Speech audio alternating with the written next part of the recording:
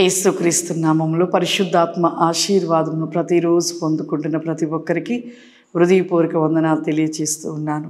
ఈరోజు పరిశుద్ధాత్మ దేవుడు మనకిస్తూ ఉన్న వాగ్దానము ఇర్మీయా రాసిన గ్రంథము 20వ అధ్యాయము 12వ వచనము. నీతిమంతులను పరిశోధించువాడవు నీవే, అంతరింద్రియములను హృదయమును చూచువాడవు నీవే. నీతిమంతులను పరిశోధించేవాడు దేవుడు. ఎంతోమంది కూడా అనుకుంటారు ఈ శ్రమ ఏంటి అని. శ్రమ ఏంటి అన్నవారు నిజంగా దేవునికి ఇష్టలుగా ఉన్నవారు కాదు. ఎంత శ్రమ వచ్చినా ఆ శ్రమను ఓర్చుకొని భరించినవాడు ధన్యుడు. ఎందుకంటే యోబు నీతిమంతుడు, యథార్థవంతుడు, సత్యవంతుడు. అతనిలో ఎక్కడా పాపం లేదు. కానీ యోబుని అక్కడ పరిశోధించుటకు దేవుడు అపవాదికి పర్మిషన్ ఇచ్చాడు. ఈ రోజులలో కూడా దేవునిలో నీతిమంతులుగా, యథార్థవంతులుగా, భక్తి జీవితం కలిగిన వారిగా ఉంటున్న వారి జీవితంలో కూడా దేవుడు ఒక పరీక్షగా పరిశోధించుట కోసము వారి మీదకి అపవాదికి సమయం ఇస్తూ ఉంటాడు. ఆ సమయంలో ఎన్నో ఎదురైతాయి. మన పక్కనున్న వారే మనం నిందిస్తారు, మన ఎదుట ఉన్నవారే మనం విమర్శిస్తారు, మనని ఎన్నో మాటలు అంటారు, ఎన్నో విధమైన కష్టాలు, ఎన్నో ఆర్థికమైన సమస్యలు, ఎన్నో శోధనలు వస్తాయి. కానీ ఆ సమయంలో ఎందుకు అన్న ఒక మాట మన నోట రాకూడదు. ఒకటి దేవుని నిర్ణయము, దేవుని చిత్తము. ప్రభా నీ చిత్తం ఎలా ఉంటే అలా జరిగించమని మనం అడగాలి. కానీ ఎక్కడా కూడా ఎందుకు ప్రభా నాకు ఈ శ్రమ అన్నావు అంటే ఇక నువ్వు ఆశీర్వాదాన్ని కోల్పోయినట్లే. యోబు ఎక్కడా అనలేదు. యోబు భార్య కూడా ఎంత భయంకరంగా సాతానుడు ఎన్ని రకాలుగా చూస్తూ ఎన్ని రకాలుగా చేశాడో, ఎన్ని విధాలుగా చేశాడు. తన శరీరాన్ని బాధించాడు. మొదటిగా తన పిల్లలు కోల్పోయినట్టుగా చేశాడు. చుట్టుపక్కల అందరితో దూషింపచేశాడు. అనేక రకాలుగా చేసిన ఎక్కడ కూడా యోబు కింద కూడా కృంగిపోలేదు.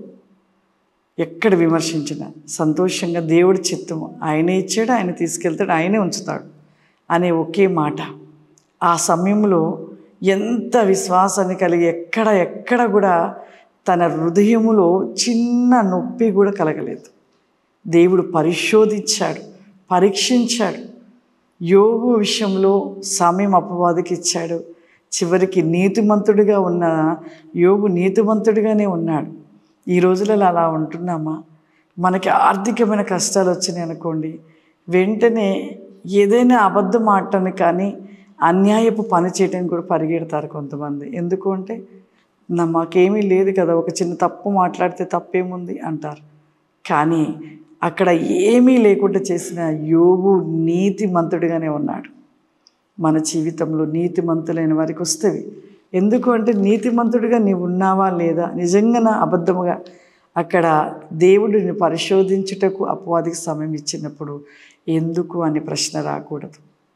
ఈ యొక్క సంవత్సరంలో ఎన్నో నిందలు, ఎన్నో విమర్శలు మా యొక్క కుటుంబంలో. ఒక ప్రక్కగా మందిరము కూల్చిపోయకు, వరదకి కొట్టకపోవుట, ఒక పక్కగా ఎన్నో రకాలుగా విమర్శన మాటలు, ఎన్నో విధాలుగా. ఆయనను కూడా ఎక్కడైనాను మేము కృంగిపోలేదు. ఎందుకు అంటే దేవునితో ఉంటున్న వారికి అది బాధగా అనిపించదు, నొప్పిగా బాధగా అనిపించదు. పరిశుద్ధాత్మను కలిగి ఉన్నప్పుడు మనకు అవి కేవలము మనను పరీక్షించుట కోసమే అటువంటి వస్తుంటవి. ఆ పరీక్షలో మనము ఎలా ఉండాలంటే ప్రతి దాని విషయంలో ఓర్చుకోవాలి. ఓర్చుకొని భరించడమే మనము చేయవలసింది. ఇంకా ఇవన్నీ కాదు, ఏమొచ్చినా ఓర్చుకోవడము, భరించడము, నిరీక్షణ చేత నిలిచి ఎదురు చూస్తూ ఉండాలి దేవుని కోసము. కానీ అయ్యో నాకెందుకు జరిగింది, అయ్యో నాకే జరగాలి, అయ్యో ఇలా ఎందుకు చేశారు, ఇలా ఎందుకు అన్నారు, ఎందుకు నేను ఇలా చేయకపోతే ఈ యొక్క విమర్శలు, ఇలా ఎన్నో రకాలుగా మాటలుగా పలకకూడదు. ఒక్క మాట ఎందుకు అంటే ఇంక నీ ఆశీర్వాదం పోయినట్లే. ఆ మాట మన నోటికి రాకూడదు. ఆ మాట రాకుండా నీ చిత్తం ప్రభా, నీ ఇష్టమా, నీవు ఎలా చెప్తే అలాగే ప్రభా అని మనము సంతోషంగా ఆయన ఇచ్చిన బాధ్యతను, ఆయన ఇచ్చిన పనిని చేసుకుంటూ ముందుకెళ్తే ఖచ్చితంగా బ్లెస్ అయిపోతాం. ఆశీర్వదిస్తాడు దేవుడు. యోబును ఆశీర్వదించాడు. ఇప్పుడు భూమి మీద ఉన్న ప్రతి నీతిమంతులు, యథార్థమంతులు, సత్యంగా ఉంటూ దేవునితో ఉంటూ దేవుళ్ళ నిత్యము భక్తి జీవితం కలిగిన వారి పైన ఒక పరిశోధన జరిగించబడుతుంది, ఒక పరీక్షగా జరిగించబడుతుంది. ఈ యొక్క పరీక్షలో ఎవరు నిలిచి ఉంటారా, ఎవరు ఓడిపోతారా? ఎవరు నిలిచి ఉన్నవారు ధన్యులు, ఓడిపోయిన వారు సాతాను చేతికి చిక్కుబడ్డవారు.